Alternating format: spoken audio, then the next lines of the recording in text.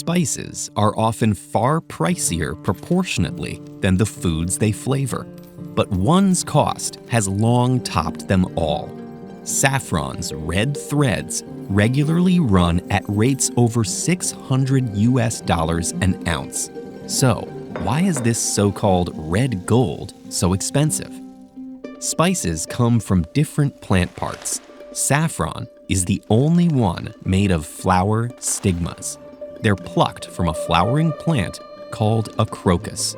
Different crocus species dot countrysides across Eurasia and North Africa, and it appears that humans began harvesting wild crocuses quite a way back. Ancient cave paintings in what's now Iraq derived colors from crocus pigments. However, this paint was probably created with a different type of crocus because it's thought that the saffron crocus developed relatively recently when a single wild crocus produced a seed carrying an extra set of chromosomes. This mutation resulted in a flower with especially long stigmas that packed high concentrations of 3 compounds of interest: crocin, which lends saffron its vibrant hue and makes an effective dye; picrocrocin, which gives saffron its characteristic taste; and saffronol, which imparts its hay-like aroma. The plant's added chromosomes also made it sterile, so it could have simply come and gone from the face of the earth pretty quickly. But scientists think that people long ago recognized this unique crocus qualities. And while it couldn't reproduce sexually by seed, it could spread through its corm, an underground, stem-like plant organ that can asexually generate new growth. It seems people began propagating it themselves, separating and cultivating new corm growths. Today's commercial saffron comes from crocuses that are all functionally twins from this single clonal line. Scientists think the original plant first emerged in southern Greece. Exactly when is unclear, but over 3,500-year-old Greek frescoes depict women harvesting the spice. And saffron fields in modern-day Iran seem to trace back at least 3,000 years.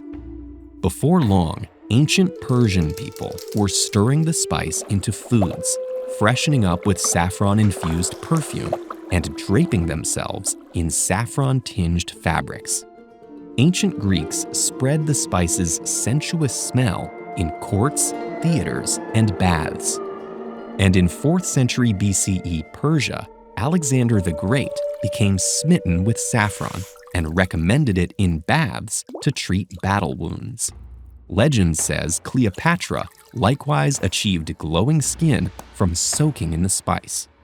And around the 9th century, Islamic rulers lavished each other with saffron gifts during prisoner exchanges and other diplomatic ventures. Persian physician Ibn Sina included saffron in his Canon of Medicine circa 1025 as an aphrodisiac and treatment for ailments like depression, asthma, and inflammation. Meanwhile, a Tibetan text boasted saffron's immune-strengthening and beauty-intensifying powers. In 1300s Europe, saffron was a purported antidote to the plague. Many of these historical accounts of saffron's health benefits don't hold up or are overblown, but saffron has indeed proved to have anti-inflammatory and antioxidant properties. In medieval Nuremberg, the government appointed inspectors to check for saffron fraud and dole out punishments as extreme as the death penalty. While in the early 1700s, settlers brought saffron to North America, where it fetched the same price as gold at the Philadelphia Exchange.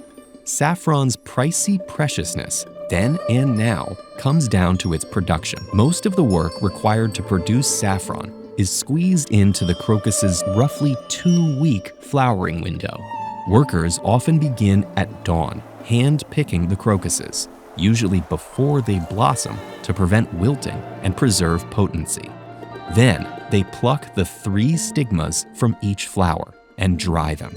They must process around 150,000 flowers, the equivalent of over 400 hours of labor, to produce a single kilogram of saffron.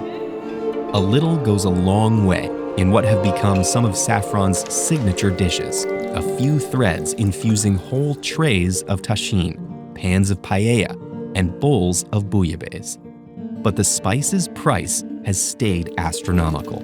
Over generations, farmers have selectively bred many other domesticated crops to maximize yields and other desirable traits.